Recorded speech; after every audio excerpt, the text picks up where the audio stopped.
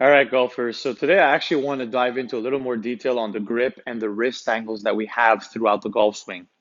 Now, first things first, despite what certain magazines or videos out there might be telling you, the reality is not everybody needs to grip the club the exact same way. So the positioning of our hands on the club is not necessarily an absolute for every single player, and it doesn't need to be consistent.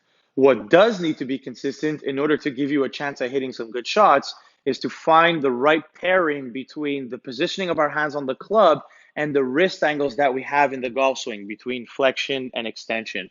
And this is what we're going to go over in this video, is diving into a little more detail on the matchups that work and those that don't. Now, we are not talking about the pressure of how tight we're holding the club, but more so about the rotational positions of each hand. So when we're talking about strong, what we mean is that both hands are rotated significantly towards the trail side of the body in the setup. Meaning for a right-handed player, what we mean is that the hands are rotated very strongly to the right. So the lead hand, so that's the left hand for the righty, is going to be rotated very much on top of the handle like this. This is considered a very, very strong grip. The trail hand would be to the side, almost even underneath. So if you see a player holding the club something like this, that is considered very, very strong. When they are kind of in between that extreme and the other, that's what we call neutral. So when the line between the index finger and the thumb is pointing relatively towards the middle of our chest, something like this here, that would be considered more of a neutral grip. So you'll see that position, something like this. And weak would be the opposite, meaning the hands are rotated significantly towards the lead side. So the left hand for the righty is very much underneath the handle. The trail hand is very much on top of the handle. This would be an extreme case of a golfer with a very weak grip. Now, before we get into the matchups, I want to talk about what flexion and extension on the wrist angles do as an influence to the club face. So just to give you an idea, regardless of where the grip is, the more the lead wrist moves into flexion in the golf swing, meaning the more you take the lead hand, so that's the left hand for the righty, and you start to curl it inwards where the knuckles of the hand are hinging underneath the forearm like this. So they call that flexed or bowed. That movement alone will influence the club face more closed. No matter where the club face is, no matter where the grip is, if I start to create a lot of flexion on this wrist, I am going to close the club face. So if I have a flat wrist angle at this point here and the club face looks like it's in a certain position, and I start to create a lot of flexion to that wrist, the club face is going to start to close on me. The opposite can be said for extension, meaning if you start to hinge the knuckles above the forearm like this, so they call that extended or cupped, that movement will influence the club face open. Regardless of what their grip looks like, regardless of where the club face is at that point, it will start to get more open than it is. Meaning, again, if the club face is at a certain position, and let's say I'm actually in flexion here and the club face looks like it's at a certain angle, if I start to cup the wrist or extend it like this, you're going to see the club face open up. So if the club face is at a certain position because my wrist is flat at the top, if that wrist angle was actually an extension, the club face would be more open. These are things that are important to be aware of when we're talking about the wrist angle's influence on the club face.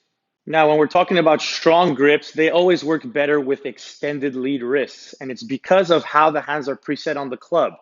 When I take a very, very strong grip where my hands are rotated towards the trail side of my body in the setup here, when the club face is square, what you're going to notice is that my lead wrist is very, very cupped at this point.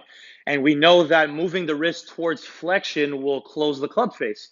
Well, if I'm preset in a cup position and my club face is already square, I can't necessarily afford with a very strong grip to get the wrist into too much flexion. My club face is going to be so close, I have no chance from here, right? How can I hit a functional shot from here unless I make some sort of body compensation through the golf ball? So when you have such a strong grip here in your setup, you don't need to get the wrist angles into a flat spot. You need to keep them relatively cupped. That way, when you're coming down, the club face can be somewhat square with this type of wrist angle. If you do somehow get the wrist into flexion with a very strong grip, your club face is going to be so close, you don't have a chance. You're likely going to hit a lot of hooks. So keep this in mind when you're thinking about matchups.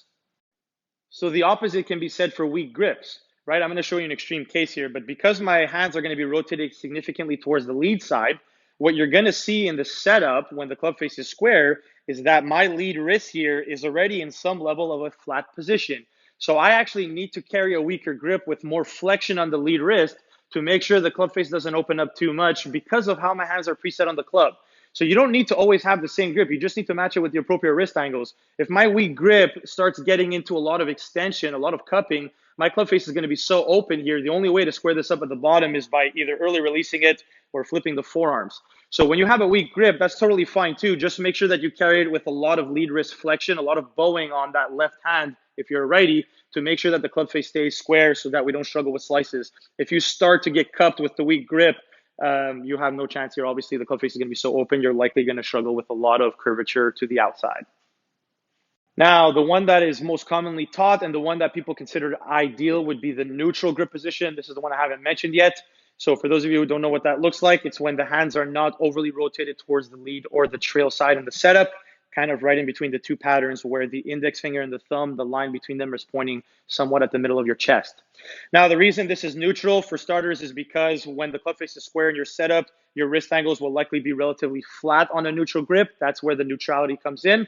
And this is easiest as a grip to figure out where the club face is because proportionally speaking, whatever amount of flexion I get into on the wrist angle, because I started flat with the face square, when I flex the wrist, obviously the club face is going to get closed relative to that. If I extend the wrist, the club face is going to be open. So total neutrality would be the ideal with this type of matchup. A flat wrist with a neutral grip works well. Now, is this the only grip players need to play with? Absolutely not. At the end of the day, like I said, there are a wide range of matchups that work. The important thing is finding the combination between them.